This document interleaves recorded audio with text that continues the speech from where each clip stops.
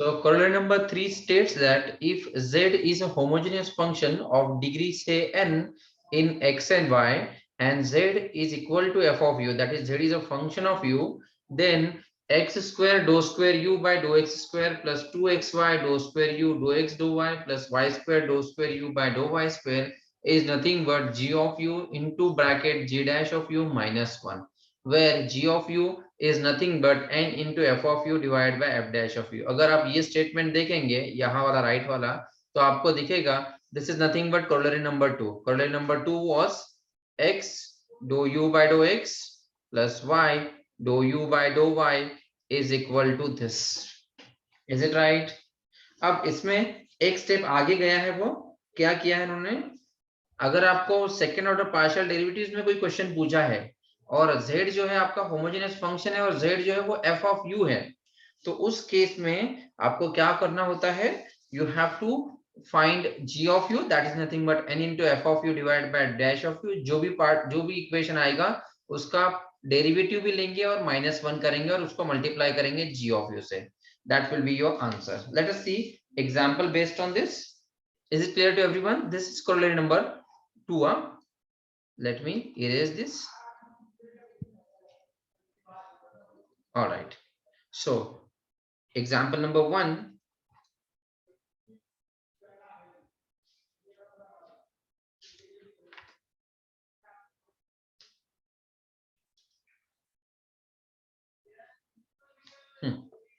If u is equal to cosec inverse, अब थोड़ा lengthy question होता है, मतलब दिखता लेंदी है वो, हालांकि है नहीं, बट वो थोड़ा बड़ा दिखेगा आपको. x raised to 1/2 plus y raised to 1/2 divided by x raised to 1/3 plus y raised to 1/3.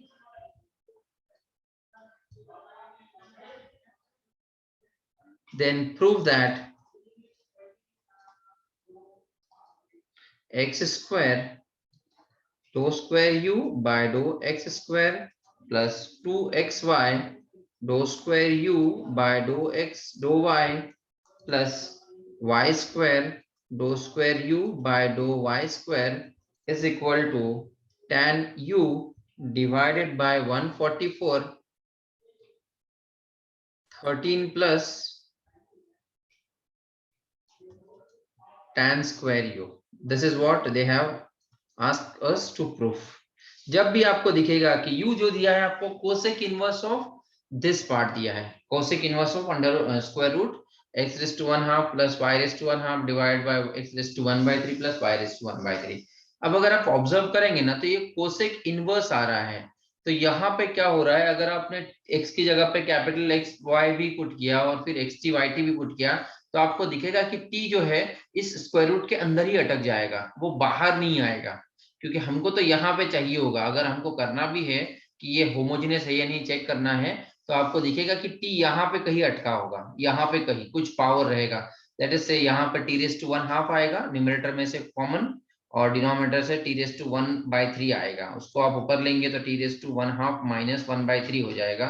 That will be nothing but t raised to 3 minus 2, that is 1/6. तो ये जो t raised to 1/6 है वो यहाँ पे ही अटक जाएगा और वो बाहर नहीं आएगा स्क्वायर रूट के, क्योंकि ये कोसेक इनवर्स इसको बाहर नहीं आने देगा इतना पार्ट. तो ये फंक्शन जो है आपका इस तरह से नहीं बन पाएगा. f of x y is equal to say t raised to n into f of x y. तो यहाँ पे आप चाहिए तो चेक कर लो या फिर डायरेक्टली लिख दो कि u is not, यहाँ पे जो u है u that is cosec inverse of this square root is not a homogeneous function. तो आप क्या करेंगे, इस कोसेक इनवर्स को राइट हैंड साइड शिफ्ट करेंगे या दोनों साइड पे कोसेक से मल्टीप्लाई करेंगे, तो ये बन जाएगा cosec u is equal to square root of this. Cosec inverse यहाँ से हट जाएगा, अब वो होमोजेनियस बनेगा. होमोजेनियस ऑफ डिग्री से ये कितना होना चाहिए था, 1/2 है और ये 1/3 है, तो 3 माइनस, हाँ, तो यहाँ पे क्या होगा, देखो ये t raised to एक्चुअली है, लेकिन यहाँ पे 1/2 स्क्वायर रूट में भी है, तो ये 1/12 बनेगा. वो छोड़ो, हम लोग को वो चेक ही नहीं करना है. हमको क्या करना है, देखो अभी मैं जो जो जरूरी नहीं है वो हटा देता हूँ. अभी ये जरूरी नहीं है, ये जो बताया मैंने, या रहने दो नोट्स के लिए बॉयज. रहने दो, रहने दो सर। हाँ मैं लिख देता चाहे तो, not part of solution, NP of solution please. Not part of solution है इसका मतलब, ठीक है। अब क्योंकि आपका फंक्शन जो u है, note that here u is not a homogeneous function. क्यों? क्योंकि उसमें से कोई ऐसा पावर नहीं आ रहा है जो इस तरह से इक्वेशन देगा आपको, homogeneous function of x and y. तो आप क्या करेंगे, थोड़ा मॉडिफाई करेंगे, let z equal to cosec of u. इस कोसेक को मैं राइट हैंड साइड शिफ्ट करता हूं, या आप इसको ऐसा भी बोल सकते हैं कि मैंने दोनों साइड में कोसेक से मल्टीप्लाई किया, तो क्या हो जाएगा, कोसेक यू बनेगा ये। कोसेक यू यानी यहाँ पे z is equal to F of u pattern आ गया, that is F of u, और वो बनेगा, एफ ऑफ यू भी लिखता हूं, और वो बनेगा ये इसके इतना, ये हट जाएगा कोसेक यहाँ से, तो बचेगा x raise to 1/2 plus y raise to 1/2 divide by x raise to 1/3 plus y raise to 1/3, right. अब आपको चेक करना है कि क्या ये फंक्शन होमोजेनियस है या नहीं है। This is F of x comma y. अब आप चेक करेंगे कि ये होमो एक्चुअली में है, बट हमको लिखना पड़ेगा, एग्जाम में तो लिखना पड़ता है। सो क्या करते हैं, putting x is equal to, capital x is equal to x t, capital y is equal to y t. तो क्या हो जाएगा आपका, f of capital x comma y, वो बनेगा ये स्क्वायर रूट की जगह पे x रेस टू 1/2, मैंने सिर्फ अभी पहले तो हम लोग सिर्फ रिप्लेस कर रहे हैं स्मॉल x को कैपिटल x से, अब उसके बाद में x की जगह पे 1 xt पुट करेंगे, स्मॉल xt, ये 1/3 है प्लस y रेस टू 1/3। अब आप क्या करेंगे, replace capital x by xt, तो ये बनेगा xt raise to 1/2 plus yt raise to 1/2 divided by xt raise to 1/3 yt raise to 1/3, right. अब यहाँ पे this will be nothing but, यहाँ से आप t रेस टू 1/2 न्यूमरेटर से कॉमन आएगा, अंदर आएगा x raise to 1/2 plus y raise to 1/2 divided by, यहाँ से कॉमन आएगा t रेस टू 1/3, यहाँ पे आएगा x raise to 1/3 plus y raise to 1/3, right. अब ये जो स्क्वायर रूट है ये दोनों कैंसिल हो जाएंगे, लेकिन ये जो स्क्वायर रूट है दिस विल बी, मैं इसको सेपरेट कर लेता हूँ, क्या हो जाएगा, ये बनेगा t raise to square root के अंदर t रेस टू 1/2, ये t रेस टू 1/3 न्यूमरेटर में लेके जाऊंगा तो बनेगा into t raise to -1/3, multiply होगा दोनों के बीच में, इंटू यहाँ पे अगर आप देखेंगे तो ये दोनों इक्वेशंस, ये और ये हटाने के बाद जो बच रहा है that is your small f of x y, square root of x raise to 1/2, यहाँ पे क्वेश्चन में ये वाला पार्ट बच रहा है, that is this one f of x y. तो आप क्या करेंगे, इसकी जगह पे लिखेंगे small f of x y. अब आपको पता है ये बनेगा t रेस टू 1/6, और स्क्वायर रूट भी है, तो स्क्वायर रूट जो है that is nothing but 1/2। Law of indices बताता है कि इन दोनों का मल्टीप्लीकेशन होगा, तो ये बनेगा t raise to 1/6 into 1/2, that is t raise to 1/12। तो यहाँ पे आ जाएगा t raise to 1/12 into small f of x y. अभी आप ही बताओ, क्या ये फंक्शन आपका होमोजेनियस है या नहीं है ना, बॉयज एंड गर्ल्स, हो क्या आप लोग? Yes, sir. सो क्या हो जाएगा, and thus we have z is equal to f of u, that is nothing but cosec of u is a homogeneous function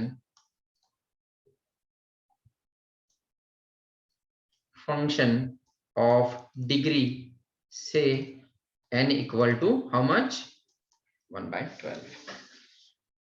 अब बाय कोरोलरी नंबर 3 क्या हो जाएगा फिर, अगर आपको कोरोलरी नंबर 1 यही पूछता, कौन सा कोरोलरी नंबर 2, तो आप इतना ही फाइंड आउट करते, n into f of u divide by dash of u, लेकिन वो कब होता, जब आपको x do u by do x plus y do u by do y find out करने के लिए बोला जाता, क्योंकि यहाँ पे second order partial derivatives find out करना है, तो आपको कोरोलरी नंबर 3 यूज करना पड़ेगा। y कोरोलरी नंबर 3 क्या हो जाएगा, x स्क्वायर, उसके स्टेटमेंट लिख देता हूँ पहले मैं, x square dou square u by dou x square plus 2xy dou square u by dou x dou y plus y square dou square u by dou y square is nothing but g of u into g dash of u minus 1, right?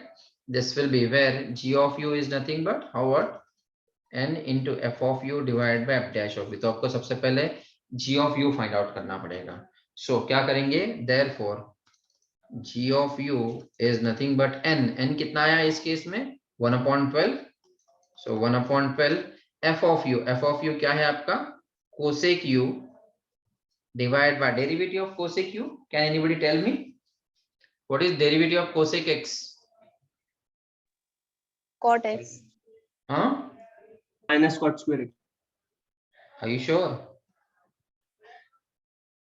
Cosec into cot Minus x. cosec x into cot Yes, x. cosec into cot x. Cot Is it x. right? Cot x. यानी cosec u into cot of u. Is it right everyone? Derivative आपके पक्के होने चाहिए. अब Yes, ये sir. cosec और ये cosec तो हट जाएगा, बचेगा 1/cot. 1/cot is tan. अरे हाँ या ना? Yes, Yes, sir. sir. Yes, sir. अब Sir. cosec u तो कर लिया, डेरिवेटिव ऑफ cosec x कितना होता है?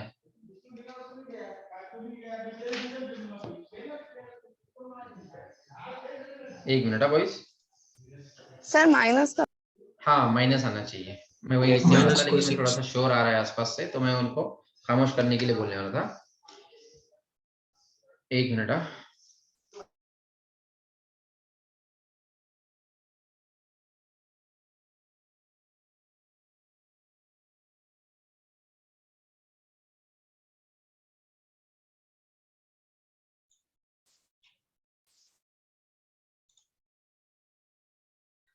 ऑलराइट, आवाज आ रही है मेरी वॉइस?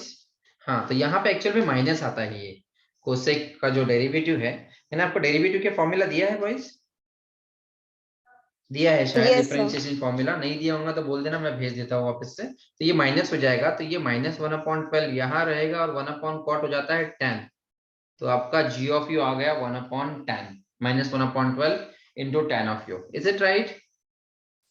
अब g of Yes, u आपको sir. मिल चुका है, आपको नेक्स्ट Yes, क्या sir. चाहिए, g dash of u भी चाहिए. तो आप इसका डेरिवेटिव लेंगे. tan का डेरिवेटिव कितना होता है? minus 1/12 रहने दो. tan का 6 square derivative x. Sec x 6 into square. tan x. 6 square x. Yes, sir. Right. Sec square so x. This is sec square x, यानी यहाँ पे u हो जाएगा. बराबर है. अब आपको चाहिए g dash of u -1, तो आप क्या करेंगे, therefore g dash of u -1 will be -1/12 sec square u -1. बराबर है. अब इसको थोड़ा सिंप्लीफाई कर लेते हैं. अब अगर आप ऑब्जर्व करेंगे तो ये जो sec square है, can I write this in terms of, क्योंकि g of u आपका ऐसा आया है, अगर मैंने इसको भी tan में, क्योंकि हमारा आंसर क्या चाहिए, देखो हमको पूरा आंसर tan में चाहिए हमको. अगर क्वेश्चन से पूछता कि फाइंड करो, तो आप यहां तक भी रुकते तो चल जाता था कि आपने इतना कर लिया, बस पुट कर दिया, दोनों वैल्यू हो गया आपका आंसर, ये और ये दोनों का मल्टीप्लिकेशन. लेकिन उन्होंने क्वेश्चन में आंसर में पूछा है कि आपको tan में पूरा आंसर चाहिए. तो आपको क्या करना पड़ेगा, ये जो sec square है ना, उसकी जगह पे आपको Identity. tan लाना पड़ेगा. तो 1 ट्रिग्नोमेट्री यूज plus 1 करेंगे. plus tan square u. Yes. So यहाँ पे let me go back to the next page. यहाँ पे can I write this as -1/12 as it is. sec square की जगह पे 1 plus tan 1 square plus u, tan square. और ये bracket के बाहर -1 रहने दो. अब सिंप्लीफाई कर लो, क्या हो जाएगा, this will be nothing but, multiply कर दो -1/12 से, तो अंदर आएगा -1/12. 1 से मल्टीप्लाई होगा -1/12, देन -1/12 tan square u, फिर है -1. इन दोनों का और सिंप्लीफिकेशन होगा. -1/12 -1 कितना हो जाएगा, -1 -12 divide by 12, -13 by 12. 12. Can I write this as -1/12 tan square u, इसको पहले लिखा मैंने, और फिर जो कांस्टेंट टर्म है -13 by 12. सो आपको मिल गया यहाँ पे g dash of u -1. अब आपने सारी टर्म जो है वो, आप चाहिए तो अभी यहाँ से 12 कॉमन भी ले सकते हो. इफ आई टेक -1/12 कॉमन, तो अंदर आ जाएगा tan square u रह गया यहाँ पे -13. ठीक है. अब ये इक्वेशन और ये इक्वेशन को हम लोग यहाँ पे पुट करेंगे. Call this equation number 1.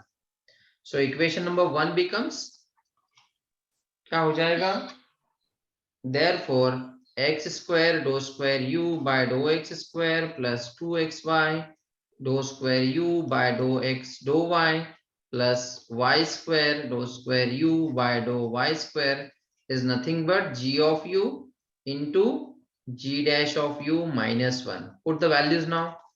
ये है आपका g of u आपको मिला था -1/12 tan u और g dash of u मिला है आपको -1/12 tan square u -13. Is it right? इन दोनों का सिंप्लीफिकेशन कर लो, ये दोनों का माइनस माइनस प्लस हो जाएगा 144. tan से मल्टीप्लाई करो इस ब्रैकेट को, that will B tan square tan cube u. बराबर है क्या? लेकिन आंसर में क्या चाहिए हमको, क्यूब में चाहिए क्या इक्वेशन? क्वेश्चन कहाँ गया हमारा? हाँ, तो यहाँ पे नहीं चाहिए, tan u कॉमन चाहिए और 140 पर चाहिए 13. हाँ, तो एक काम करते हैं फिर, यहाँ पे हमारा आंसर आ चुका है, हम ये tan u को भी कुछ सिंप्लीफाई मल्टीप्लाई नहीं करते अंदर, तो ये tan ही रह जाएगा. यहाँ पे होगा tan u अंदर आ जाएगा क्योंकि माइनस माइनस प्लस बन चुका है, ये बनेगा tan स्क्वायर, ये माइनस और ये माइनस, इनका कैसे करेंगे? एक मिनट. यहाँ पे थोड़ा हमने -13 क्यों लिया? जब मैंने माइनस साइन यहाँ पे कॉमन ले लिया है तो इसको प्लस करना पड़ेगा हमको. सो यहाँ पे भी प्लस आएगा, राइट? एंड देयरफॉर ये आ जाएगा, इन दोनों का multiplication +1/44 into tan u as it is, और यहाँ पे आएगा 13 प्लस tan स्क्वायर u. यही प्रूफ करना था. चेक कर लेते हैं. देखो 13 प्लस tan स्क्वायर u आया समझ में सबको? This is the answer. आया क्या समझ में सबको, boys and girls? Yes. This. So the next question, u is equal to sin inverse of x plus y divided by root xy, root x plus root y. Then we have to prove that this equation left hand side is equal to the right hand side. Obviously u is not a homogeneous function in x and y, so we have to take z is equal to f of u, that is nothing but sin u. तो यहाँ से ये sin u यहाँ पे आ जाएगा और ये बन जाएगा sin u is equal to x plus y divided by root x plus root y. फिर आपने चेक किया whether it is homogeneous or not, आपको दिखा कि t⁻1/2 बाहर आ गया कॉमन और f of x y आ गया. तो योर कंक्लूजन इज दैट कि आपका जो फंक्शन है z is a homogeneous function. Here z is equal to f of u is equal to sin u is a homogeneous function of degree say 1/2, and therefore by corollary number 3 क्या हो जाएगा, x square. अब जो question में दिया है उस हिसाब से ही लिखो, 2xy uxy plus y square uyy is nothing but g of u into g dash of u minus 1. Simplify करो, where g of u is nothing but n into f of u divided by f dash of u. सबसे पहले तो g of u he find out कर लेते हैं. n का value कितना है, 1/2. सो ये आएगा 1/2. f of u क्या है आपका, sin u.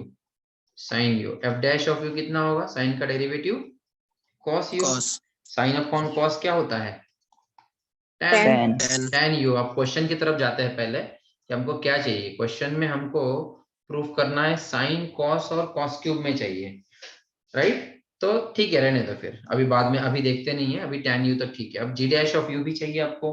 So g dash of u क्या होगा, g dash of u is nothing but 1/2 as it is derivative of tan u Sec square u. sec square u, right? अब आपको g of u, इसको call this equation number 1, g of u into g dash of u minus 1 simplify करना है. g of u कितना आया था, 1/2 tan u, g dash of u आया था 1/2 sec square u minus 1. 1/2 आप बाहर ले सकते हो, 1/4 tan u as it is. अब क्योंकि आंसर में साइन और कॉस है, आंसर में देखेंगे तो साइन कॉस कॉस क्यू है, तो आपको कैसे करना पड़ेगा, सेक स्क्वायर को भी आपको tan में तो नहीं, कॉस में कन्वर्ट करना चाहिए, और फिर tan को भी हम लोग सिंप्लीफाई कर लेते हैं साइन अपॉन कॉस में. तो मैं चाहिए तो यहीं पे लिख देता हूँ, tan को मैं लिख देता हूँ sin u upon cos u, क्योंकि मुझे सारे टर्म्स जो है वो sin और cos में चाहिए, sin u upon cos u। ये एक्चुअल में नहीं भी किए होते तो चला होता, यहाँ पे ही हमने लिख दिया था तो भी चला होता। यहाँ पे देखो अभी ये 1/2 तो बाहर आ गया है, sec स्क्वायर u माइनस 1 है। What is sec square u? 1 cos square u, 1 cos square u। 1 cos square u, okay. लेकिन हमको तो सर हाँ बोलो, इसे ट्रिग्नोमेट्री 1 हमको यूज प्लस करनी है। 1 प्लस tan स्क्वायर u भी कर सकते हैं। 1 plus tan square u, yes, sec square u को, हाँ लेकिन उससे फिर वन क्या बोला है, एक उससे मिनट भी ट्राई कर सॉल्व लेते कर हैं, सकते हैं सर। वो भी ट्राई कर लेते हैं। 1/2 तो बाहर, 1 प्लस क्या बोला आपने, tan square u। tan square u minus 1, लेकिन इससे फिर tan स्क्वायर u क्या, ये कैंसिल हो जाएंगे और बचेगा tan स्क्वायर u, फिर आप उसकी जगह पे लिखेंगे sin square u upon cos square u। हाँ तो ये sin सर क्यूब u बन रहा है न्यूमरेटर में, और डिनोमिनेटर में बन रहा है cos क्यूब u। डिनोमिनेटर तो सही है हमारा, क्योंकि हमको cos क्यूब, कहाँ का क्वेश्चन हमारा, हाँ cos क्यूब u चाहिए, लेकिन न्यूमरेटर में हमको sin और cos 2u चाहिए, सर sin वैसे और अगर cos 1 2u। हाँ cos square, तो sin स्क्वायर u को हम लोग cos, सर sec को 1 cos square u लिखो ना, चलो वैसा भी cos करके क्यूब आ देख जाएगा लेते हैं। नीचे। अल्टीमेटली हमको बस इसको, एक मिनट देख लेते हैं, ट्राई कर लेते हैं। हाँ so this will be nothing but 1 upon sec square को लिखा 1 cos स्क्वायर u माइनस 1। हाँ अब इसको क्रॉस मल्टीप्लाई करके देख लेते हैं। क्रॉस मल्टीप्लाई करें या 1 को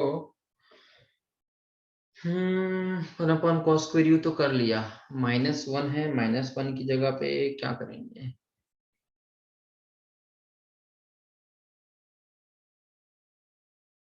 और सिंप्लीफाई करते हैं 1/4 sin u अपॉन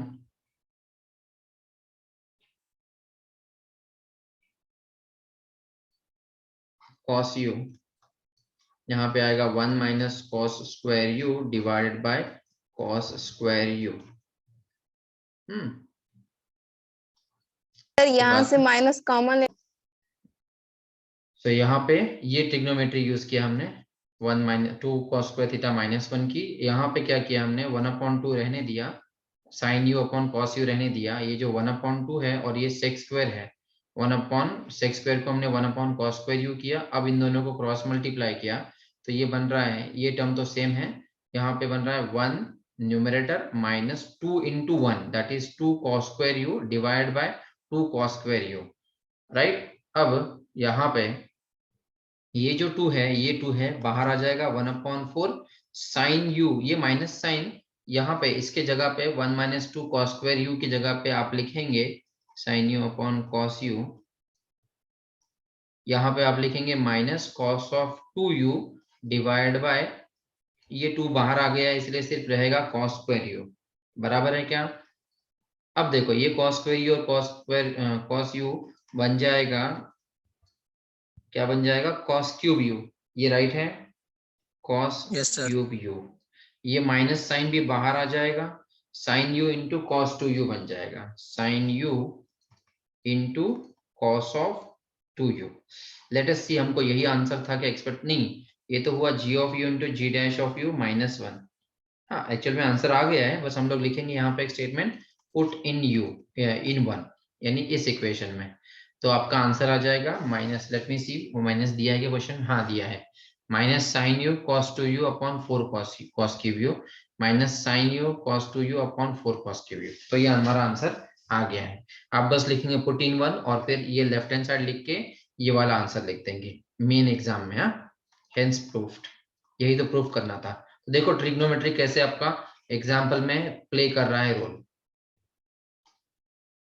ठीक है, ये है पूरा ट्रिग्नोमेट्री जो हमने यूज किया है। आ गया समझ में सबको example.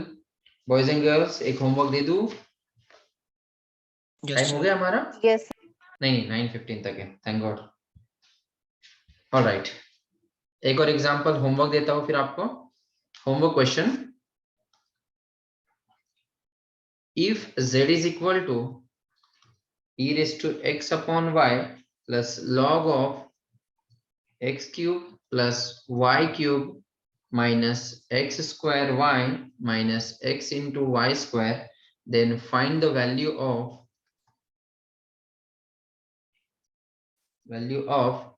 x dou z by dou x plus y dou z by dou y plus x square dou square z by dou x square plus 2xy dou square z by dou x dou y plus y square dou square z by dou y square.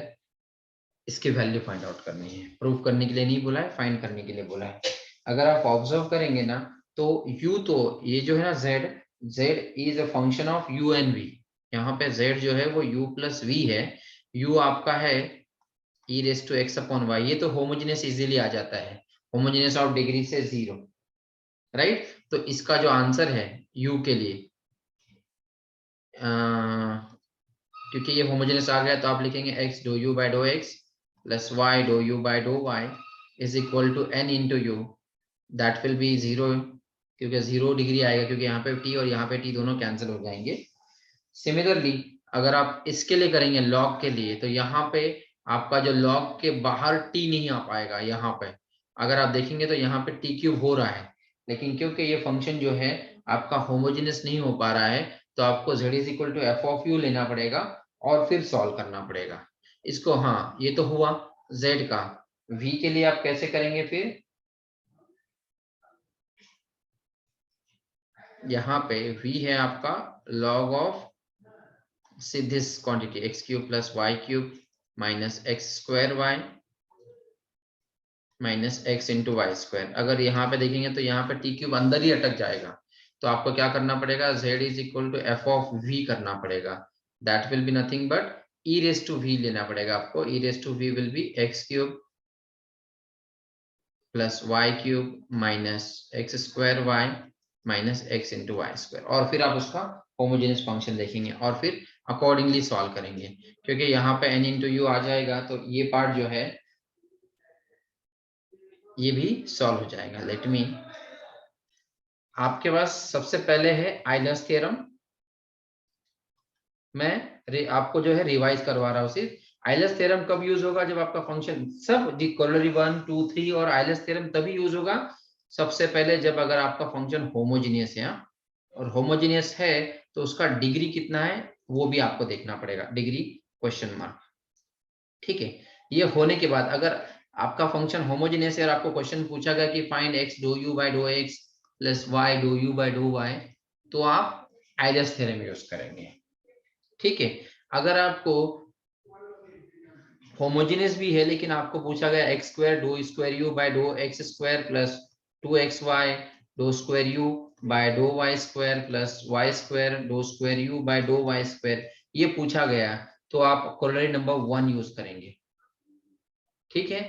जब आपका जो function है वो homogeneous नहीं हो रहा है, लेकिन उसका जो सेकेंड पार्ट है that is z is equal to F of u, ये होमोजेनियस हो रहा है। आपका फंक्शन जो है वो डायरेक्टली होमोजेनियस नहीं हो रहा है, लेकिन एफ ऑफ यू होमोजेनियस हो रहा है। जैसे कि आपको एक कोरोलरी नंबर 2 दिया था मैंने, इसमें कोसेक इनवर्स, साइन इनवर्स सब थे टर्म्स, लॉग में टर्म थे। अगर ये होमोजेनियस होते हैं तो इस इक्वेशन को आपको कोरोलरी नंबर 2 से फाइंड आउट करना होगा, ठीक है। और अगर आपका फंक्शन इस तरह से है कि आपका z is equal to u जो है वो डायरेक्ट होमोजेनियस नहीं हो रहा है, z is equal to F of u हो रहा है, तो उस केस में आप क्या करेंगे, ये अगर ये पूछा गया लेफ्ट हैंड साइड पे तो आपको कोरिलेटर नंबर 3 यूज करना पड़ेगा। आया क्या समझ में सबको बॉयज एंड गर्ल्स? यानी अल्टीमेटली आपको यही पूछ रहे हैं, ये फाइंड आउट करो या ये फाइंड आउट करो या प्रूफ करो, लेकिन आपको देखना है कि कहाँ पे डायरेक्टली आपका फंक्शन ही होमोजेनियस हो रहा है और कहाँ फंक्शन को थोड़ा सिंपलीफाई करके होमोजेनियस हो रहा है। जैसे कि अगर कोसेक इनवर्स या साइन इनवर्स ऐसा कुछ आ गया और ब्रैकेट में कुछ टर्म है, यहाँ पे ही टी अटक रहा है कहीं, लेट अस से टी रेज़ टू 1/2 या टी रेज़ टू 3, ऐसा कुछ है जो अंदर ही ब्रैकेट में रह जा रहा है, वो बाहर नहीं आ सकता ना अभी, क्योंकि साइन इनवर्स अप्लाई है। तो उस केस में आपको साइन को लेफ्ट हैंड साइड शिफ्ट करना होता है, साइन यू बनाना होता है और फिर यहाँ से टी रेज़ टू बाहर आ जाता है। तो उस केस में आपको कोरोलरी नंबर 2 या 3 यूज करना होगा, डिपेंड करेगा कि क्या आपको ये फाइंड आउट करने के लिए बोला गया है या ये फाइंड आउट करने के लिए। ठीक है, this is all about corollary Euler's theorem and their corollaries. Is it clear to every